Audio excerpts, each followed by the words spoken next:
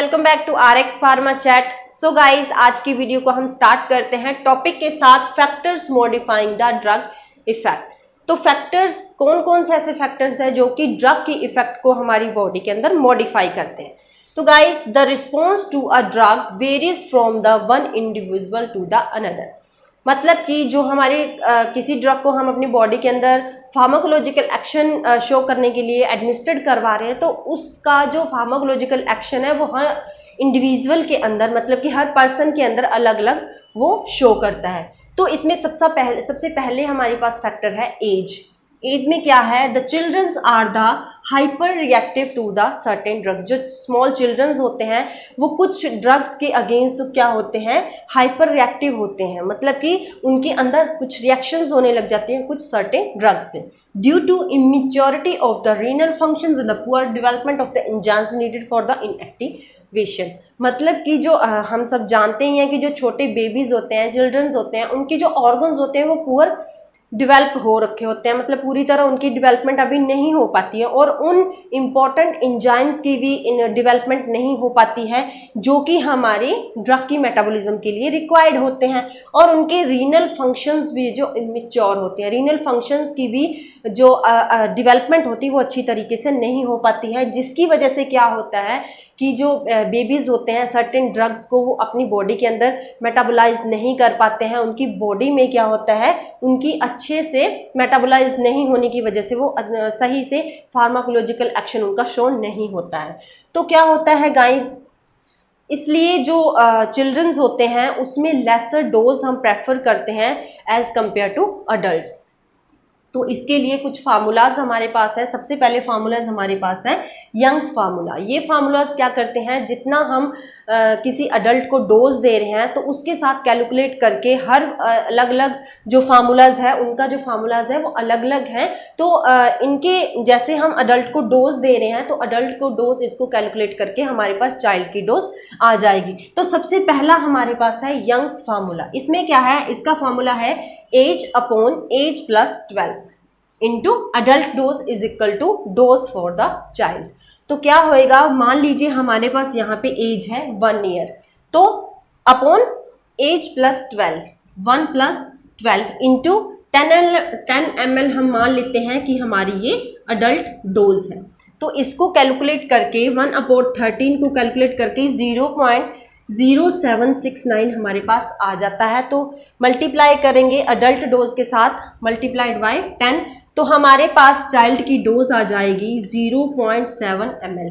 अगर हम किसी ड्रग की डोज अडल्ट को 10 ml दे रहे हैं तो यंग्स फार्मूला के द्वारा हमारे पास चाइल्ड के लिए डोज आई 0.7 ml। तो नेक्स्ट फार्मूला हम देख लेते हैं डिलिंग फार्मूला। डिलिंग फार्मूला का फार्मूला हमारे पास है age upon 20 is equal multiplied by adult dose is equal to dose for a child. For example, जैसे एज हमारे पास 1 ईयर है और अपॉन 20 इंटू अडल्ट डोज हम यहाँ मान लेते हैं 20 ml। तो क्या होएगा गाइस, 20 से 20 कट होके तो यहाँ पे क्या आएगा, 1 ml हमारे पास चाइल्ड की डोज आ जाती है। मतलब कि अगर किसी ड्रग की डोज हम अडल्ट को 20 ml दे रहे हैं तो चिल्ड्रंस में उसकी डोज हमें 1 ml देनी है। नेक्स्ट हमारे पास फार्मूला है क्लार्क्स फार्मूला। क्लार्क्स फार्मूला के अकॉर्डिंगली क्या है, weight in LBS upon average weight of adult 150 into adult dose is equal to dose for a child. तो यहाँ पे क्या है, ये जो वेट हमारे पास LBS में दे रखा है तो इसको केजी में हमने किलोग्राम में कन्वर्ट करने के लिए हमारे पास जैसे 20 LBS किसी बेबी का पाउंड्स में वेट है, ये पाउंड मास होता है, LBS को हम पाउंड मास बोलते हैं। अगर 20 पाउंड मास हमारे किसी चाइल्ड का है तो वो केजीएस में 9.072 केजी हो जाएगा। अगर 30 LBS है तो 13.60 केजी हमारे पास चाइल्ड का वेट है। तो हम यहाँ पे 30 LBS ले लेते हैं फॉर एग्जाम्पल के लिए। तो ये क्या कर रखा है, 30 मतलब weight in pound mass upon 150, 30 upon 150 into 10 mg हम मान लेते हैं कि हमारे पास यहाँ पे अडल्ट की डोज है। तो इसको कट करके हमारे पास आता है 2 mg। तो 2 mg में क्या है, मतलब अगर किसी डोज की, किसी ड्रग की हम अडल्ट को डोज दे रहे हैं 10 mg, तो वहां पे हमें चिल्ड्रन को डोज देनी है 2 mg, 3 टाइम्स इन डेली। तो क्या होता है गाइस, ये सारे फार्मूलाज हैं, जैसे जैसे हम अडल्ट को डोज देते हैं तो उसको अकॉर्डिंगली हमें चिल्ड्रंस को लेसर डोज देनी पड़ती है। नेक्स्ट फार्मूला हमारे पास है फ्राइड्स रूल। फ्राइड्स रूल्स ने हमारे पास फार्मूला दे रखा है age into month upon 150 average weight of the adult into adult dose. Adult को कितनी हम डोज दे is equal to dose for a child. तो इसमें क्या होएगा, मान लेते हैं कि मंथ्स में हमारे बेबी का क्या है, ईयर 1 मंथ का बेबी है हमारे पास, अपॉन 150 और 12.5 mg हम अडल्ट की यहाँ पे डोज मान लेते हैं। तो इसको मल्टीप्लाई करके हमारे पास क्या आ गया, 0.083 mg। तो अगर हम 12.5 mg किसी अडल्ट की डोज मान के चल रहे हैं तो यहाँ पे हमें 0.083 mg हमें अपने चाइल्ड को, इन्फेंट को वहां पे डोज देनी है 2-3 टाइम्स डेली। नेक्स्ट और लास्ट हमारे पास फार्मूलाज है कॉलिंग रूल। कॉलिंग रूल्स हमारे पास क्या कहता है, एज एट नेक्स्ट बर्थडे, कितना नेक्स्ट बर्थडे तक हमारे बेबी की कितनी एज हुई, अपॉन 24 इंटू अडल्ट डोज, तो is equal to dose for a child. तो हम यहाँ पे मान लेते हैं कि 9 ईयर हमारे बेबी की नेक्स्ट बर्थडे तक एज है, अपॉन 24 मल्टीप्लाइड बाय 15 डोज, हम 15 mg हम यहाँ पे मान लेते हैं कि हमारे अडल्ट की डोज है। तो इसको कैलकुलेट करके हमारे पास आया 5.625 mg। तो ये हमें हमारे पास डोज आ गए हमारे चाइल्ड के लिए 2-3 times daily as prescribed in the prescription list by the doctor. तो गाइस ये कुछ फार्मूलाज हैं हमारे पास जिससे हम क्या कर सकते हैं, हम अपनी जो एडल्ट की डोज होती है उसको मान के चलते हैं कि इतनी डोज हम अपने एडल्ट को दे रहे हैं, तो हमारे पास चाइल्ड के लिए डोज यहाँ पे कैलकुलेट हो जाएगी। सो नेक्स्ट है हमारे पास body weight. Next factor, body weight में क्या होता है guys, body weight has a definite influences on the concentration of the drug at the site of action. मतलब कि बॉडी वेट जो होता है अलग अलग पर्सन में अलग अलग होता है, तो ये भी एक इम्पॉर्टेंट फैक्टर है जो कि हमारी ड्रग की कंसंट्रेशन हो eight the site of action. जहाँ पे हमारी ड्रग ने पर्टिकुलर जगह पे हमारी बॉडी के अंदर जाके अपना फार्माकोलॉजिकल एक्शन शो करना है, तो वहाँ पे उसकी कितनी कंसंट्रेशन है, ये फैक्टर भी एक इन्फ्लुएंस करता है हमारी ड्रग की अफेक्ट को। तो क्या होता है, dose of a drug must be adjusted. मतलब कि जो थिन पर्सन्स होते हैं, पतले होते हैं या मोटे होते हैं, तो हर पर्सन में क्या होता है, जो डोज होती है वो एडजस्टेड होती है। जो ओबेज होते हैं उनको ज़्यादा डोज की ज़रूरत होती है या उनको डिफर डोज देने की ज़रूरत होती है। जो थिन होते हैं उनको डिफर डोज दी जाती है। तो मतलब कि जो बॉडी वेट होता है, जिनमें ज़्यादा बॉडी वेट होता है, जो ओबेज पर्सन होते हैं, मोटे होते हैं, उनके लिए अलग डोज प्रेफर करते हैं और थिन पर्सन्स के लिए अलग डोज प्रेफर करते हैं। तो जो हमारी बॉडी के अंदर जाके हमारी ड्रग की फार्माकोलॉजिकल एक्शन को अफेक्ट करते हैं। नेक्स्ट है गाइस हमारे पास सेक्स। सेक्स में क्या है, जो वुमेन्स होती हैं वो मोर ससेप्टेबल होती हैं सर्टेन ड्रग्स की। मतलब कि कुछ ड्रग्स हमारे पास ऐसी होती हैं जो वुमन में ज़्यादा अपना फार्माकोलॉजिकल एक्शन के साथ कोई और इफेक्ट भी प्रोड्यूस करता है देन इन मैंस में। फॉर एग्जांपल हमारे पास जैसे मॉर्फिन ड्रग है। जो मॉर्फिन ड्रग है वो जो मेन होते हैं उनमें ज़्यादा कोई भी अपना फार्माकोलॉजिकल एक्शन शो करने के अलावा कोई भी अपना इफेक्ट शो नहीं करते हैं। लेकिन वो वुमेन में क्या होता है, जो मॉर्फिन होती है वो मोर एक्साइटमेंट प्रोड्यूस करता है। मेन में भी एक्साइटमेंट प्रोड्यूस करता है लेकिन बिल्कुल लेसर अमाउंट में करता है। लेकिन जो वुमेन होती हैं, जो मॉर्फिन होता है वुमेन में बहुत ज़्यादा एक्साइटमेंट कोज कर देता है। तो ये भी क्या करता है, हमारे ड्रग के फार्माकोलॉजिकल एक्शन को अफेक्ट करता है। नेक्स्ट है गाइस हमारे पास route of administration. Route of administration मतलब कि किस रूट से हमने अपनी ड्रग को अपनी बॉडी के अंदर एडमिनिस्ट्रेट करवाया है, ये फैक्टर भी हमारी ड्रग के अफेक्ट को, फार्माकोलॉजिकल एक्शन को अफेक्ट करते हैं। कैसे?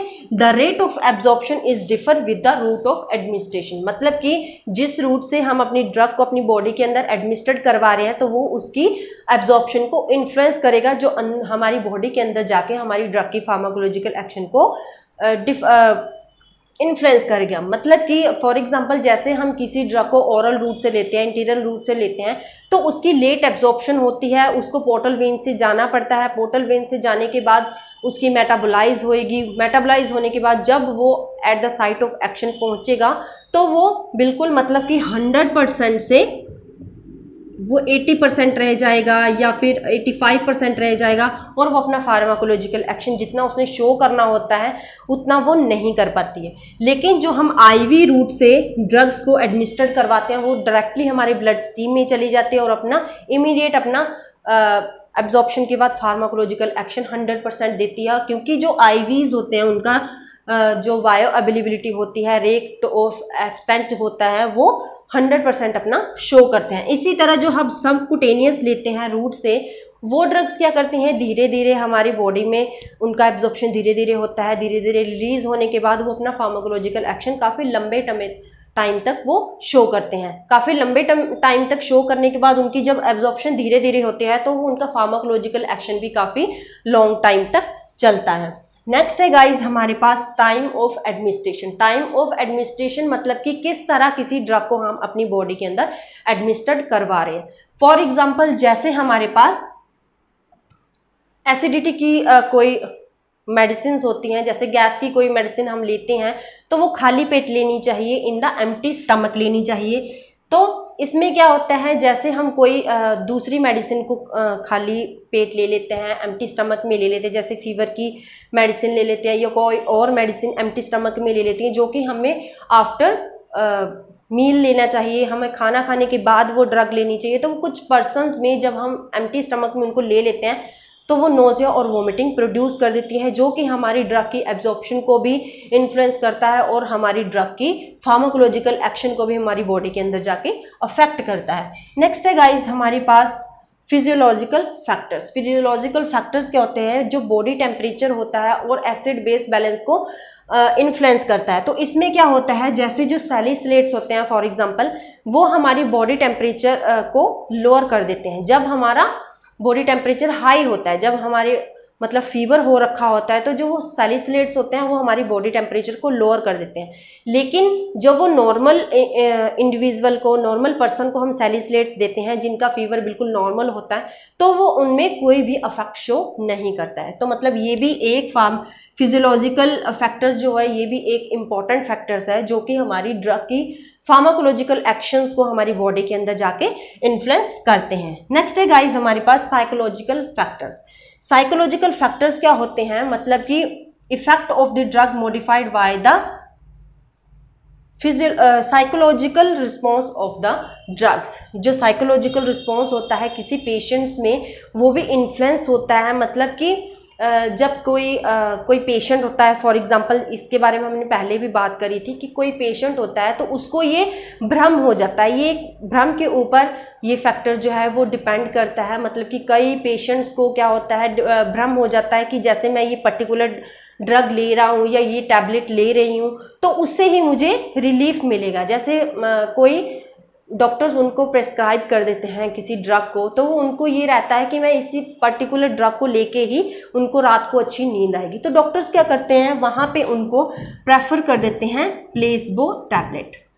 प्लेसबो टैबलेट मतलब कि जो डमी मेडिकेशंस होती हैं, उनको ओरिजिनल टैबलेट्स जो होती हैं, ओरिजिनल ड्रग्स जो होती हैं, उनके सेम कलर होता है, सेम स्मेल होती है, सेम उनका टेस्ट होता है, सेम उनमें स्वीटनिंग एजेंट डालते हैं। तो इससे क्या होता है, जो पेशेंट्स होता है, जो पर्सन होता है, तो उनको ये भ्रम रहता है कि मैंने ये ड्रग ले ली और मुझे अच्छी नींद आएगी या मैं इससे फिजिकली वेल बीइंग रहूँगा। तो इससे क्या होता है, वहाँ पे प्लेसबो टैबलेट डॉक्टर उन पर्टिकुलर पेशेंट्स को जो भ्रम में रहते हैं, जो साइकोलॉजिकली ठीक रह रहे हैं कि पर्टिकुलर ड्रग को लेने से हम ठीक रह रहे हैं, तो ड्रग्स तो डॉक्टर्स क्या करते हैं, उनको वो वाली प्लेस वो जो ड्रग्स होती हैं उनको प्रेस्क्राइब कर देते हैं। नेक्स्ट है गाइस हमारे पास पैथोलॉजिकल स्टेट। पैथोलॉजिकल स्टेट्स क्या होती हैं, जैसे जो पैथोलॉजिकल स्टेट्स होते हैं, डिजीज कंडीशंस होती हैं, वो भी हमारे ड्रग की फार्माकोलॉजिकल इफेक्ट को हमारी बॉडी के अंदर जाके अफेक्ट करते हैं। कैसे, देखो जो हाइपरथायरॉयड पेशेंट्स होते हैं उनमें क्या होता है, लार्ज डोज की रिक्वायर्ड होती है मॉर्फिन की इफेक्ट शो करने के लिए। अगर हम किसी पर्सन को मॉर्फिन दे रहे हैं और वो हाइपर थायराइड है, उसमें थायराइड की जो क्वांटिटी है वो बहुत ज़्यादा बढ़ गई है, हाइपोथायरॉयडिज्म उसको हो चुका है, तो वो क्या होता है, वहाँ पे मॉर्फिन का इफेक्ट शो करने के लिए उसको लार्ज डोज की ज़रूरत होती है देन इन नॉर्मल इंडिविजुअल। ऐसे ही जो डायबिटिक पेशेंट्स होते हैं उसमें जो ड्रग्स होती हैं, सर्टेन ड्रग्स होती हैं, बहुत सारी ड्रग्स ऐसे होती हैं जो कि उनमें डायबिटिक पेशेंट्स के अंदर उनकी एब्जॉर्प्शन डिफर हो जाती है, इन्फ्लुएंस होती है। कई ड्रग्स की एब्जॉर्प्शन जो होती है वो धीरे होना स्टार्ट हो जाती है, कई की एकदम से हो जाती है, अपना एकदम से फार्माकोलॉजिकल एक्शन शो करता है। जैसे कि जो डायबिटिक पेशेंट्स होते हैं उनको अगर कोई चोट लग जाती है तो वो बिल्कुल धीरे धीरे बिल्कुल स्लोली अपना जो ड्रग्स होती हैं अपना फार्माकोलॉजिकल एक्शन शो करके वहाँ पे उनको हील करती हैं, उस चोट को हील करती हैं। लेकिन जो नॉर्मल पेशेंट्स होते हैं, नॉर्मल इंडिविजुअल्स होते हैं, उनमें वही सर्टेन ड्रग्स जो होती हैं जो डायबिटिक पेशेंट्स को में स्लोली अपना एक्शन शो करती हैं, वो नॉर्मल इंडिविजुअल एकदम से उनका जो वाउंड होता है हील कर देते हैं, उनकी चोट को ठीक कर देते हैं। तो ये फैक्टर्स भी, पैथोलॉजिकल स्टेट जो होती है ये भी हमारी फार्माकोलॉजिकल एक्शन को, ड्रग के इफेक्ट को हमारी बॉडी के अंदर जाके इन्फ्लुएंस करता है, मॉडिफाई करता है। नेक्स्ट है हमारे पास गाइस इक्यूमुलेशन। इक्यूमुलेशन वर्ड से हम समझ सकते हैं मतलब कि इकट्ठा होना, जमा होना। तो क्या होता है, drugs like the digitalis excreted slowly. अगर किसी पेशेंट को हम ड्रग्स देते हैं, डिजिटालिस देते हैं, तो वो क्या करता है, बॉडी में जाके धीरे धीरे रिलीज होता है। जो डिजिटालिस होती है वो बिल्कुल स्लोली हमारी बॉडी से एक्सक्रीट आउट होता है, हमारी बॉडी से बाहर निकलता है। So repeated administration leads to the toxicity. अगर हम अगेन एंड अगेन किसी पेशेंट को डिजिटालिस दे रहे हैं तो वो क्या करता है, धीरे धीरे रिलीज होने के कारण वो हमारी बॉडी में उसका एक्यूमुलेशन हो जाएगा, जमा हो जाएगा। इसकी वजह से पेशेंट के जो बॉडी के अंदर टॉक्सिसिटी प्रोड्यूस होने का डर रहता है। तो इस प्रोसेस को हम क्या कहते हैं, एक्यूमुलेशन फैक्टर्स, जो कि हमारी ड्रग की फार्माकोलॉजिकल एक्शन को अफेक्ट करते हैं। नेक्स्ट है गाइस हमारे पास टॉलरेंस। टॉलरेंस मतलब, टॉलरेंस वर्ड से हम समझ सकते हैं कि किसी चीज़ को टॉलरेट करना, बर्दाश्त करना। तो क्या होता है, when the tissues does not response to the drug, for example emetine या हैवी मेटल्स। जब हम किसी ड्रग को अपनी बॉडी के अंदर बार बार एडमिनिस्ट्रेट करवा रहे हैं, उसका फार्माकोलॉजिकल एक्शन शो करना, बार बार उसका रिपीटेड यूज़ कर रहे हैं, तो एक कंडीशन गाइस ऐसी आती है कि जिस पर्टिकुलर प्रॉब्लम के लिए, डिजीज़ के लिए या किसी पेन को रिलीव करने के लिए उस ड्रग को हम बॉडी के अंदर एडमिनिस्ट्रेट करवा रहे हैं, तो वो हमारी जो टिश्यूज़ होते हैं जहाँ पे ये पर्टिकुलर ड्रग जाके अपना एक्शन शो करती है, तो वो टिश्यूज़ रिस्पॉन्स नहीं देते हैं उस पर्टिकुलर ड्रग के लिए। मतलब कि जो हमारे टिश्यूज़ हैं, हमारे ऑर्गन्स हैं, उस ड्रग के लिए अपना रिस्पॉन्स देना बंद कर देते हैं। ये हमारी रिपीटेड ड्रग को हम जब रिपीटेड यूज़ करते रहते हैं, रिपीटेड एडमिनिस्टर करवा रहे हैं उस पर्टिकुलर ड्रग को अपनी बॉडी के अंदर, तो ये उस ड्रग के लिए रिपीटेड उसके यूज़ से हो जाता है। मतलब कि हमारे जो टिश्यूज़ हैं वो बिल्कुल उस ड्रग के लिए रिस्पॉन्स नहीं देते हैं।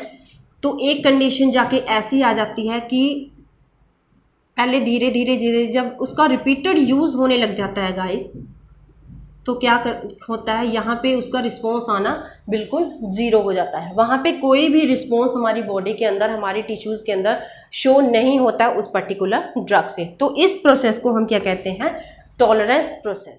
Drug interactions.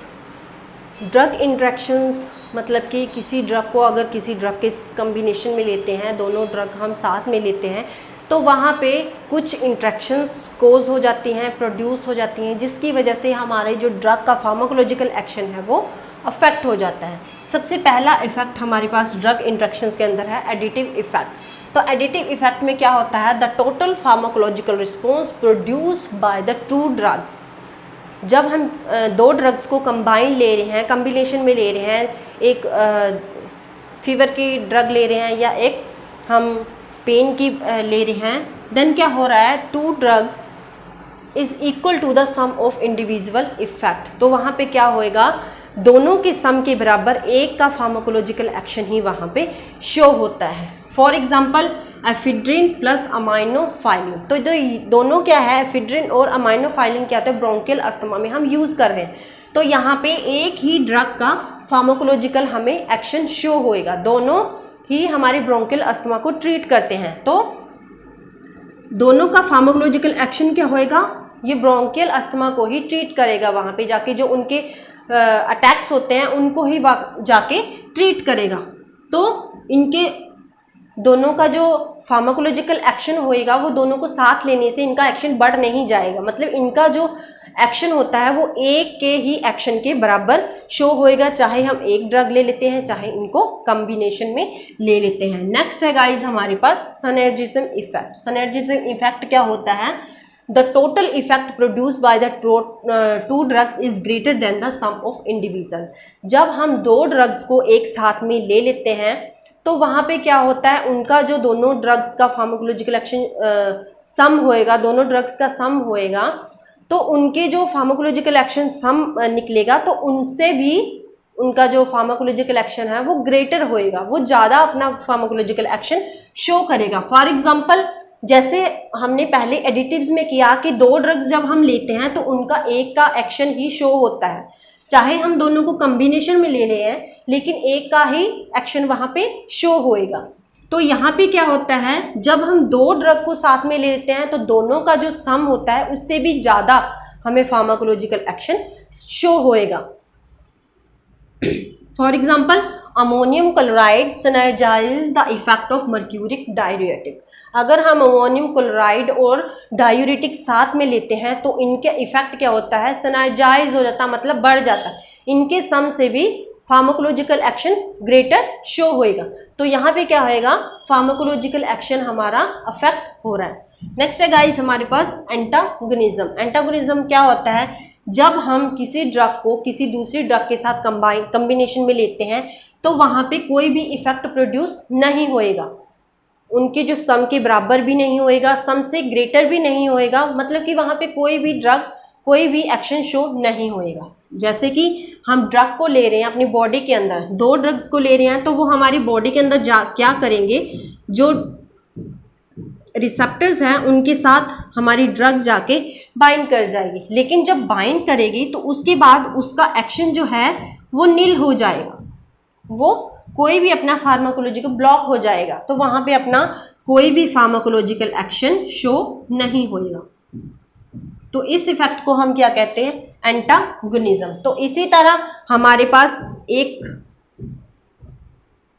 वर्ड आता है एगोनिस्ट। तो एगोनिस्ट क्या होता है, एंटागोनिस्ट का एंटी होता है। तो इसमें क्या करते हैं, जब हम किसी ड्रग को अब कॉम्बिनेशन में ले रहे हैं, 2 ड्रग्स को हम कॉम्बिनेशन में ले रहे हैं तो वो क्या करता है, हमारी बॉडी के अंदर जाके रिसेप्टर्स के साथ जब बाइंड हो जाता है तो वहाँ पे क्या होता है, वो हमारी बॉडी में फार्माकोलॉजिकल एक्शन वहाँ पे शो करेगा, उसका एक्शन ब्लॉक नहीं होएगा। लेकिन एगोनिस्ट का उल्टा क्या है, एंटागोनिस्ट। जब हम यहाँ पे एंटागोनिस्ट के अंदर 2 ड्रग्स को कंबाइन में लेते हैं तो वहाँ पे रिसेप्टर्स के साथ मिलके वहाँ पे फार्माकोलॉजिकल एक्शन जो है वो ब्लॉक हो जाता है और वहाँ पे कोई भी फार्माकोलॉजिकल एक्शन शो नहीं होता है। तो गाइज ये थे कुछ फैक्टर्स जो हमारी ड्रग के फार्माकोलॉजिकल एक्शन को अफेक्ट करते हैं, मॉडिफाई करते हैं। तो आज की मेरी वीडियो आपको कैसी लगी मुझे ज़रूर बताना। नेक्स्ट वीडियो में हम जल्द ही नेक्स्ट इन्फॉर्मेशन के साथ मिलेंगे, तब तक के लिए good bye, have a nice day.